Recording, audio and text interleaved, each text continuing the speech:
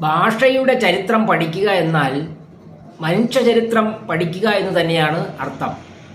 പല ഭാഷാ പ്രയോഗങ്ങളും നമ്മെ അത്ഭുതപ്പെടുത്തും. കുതികാൽ വെട്ട്, ഇത് നാം കേട്ടിട്ടുള്ള ഒരു മലയാള ഭാഷാ പ്രയോഗമാണ്.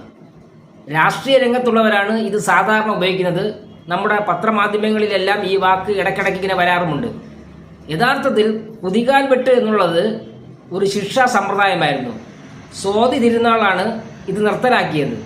അതായത് വളരെ ക്രൂരമായ ഒരു ശിക്ഷാരീതി. കുറ്റവാളിക്ക് വധശിക്ഷ നൽകുന്നതോടൊപ്പം കുതികാൽ വെട്ടാൻ കൂടി പറയും.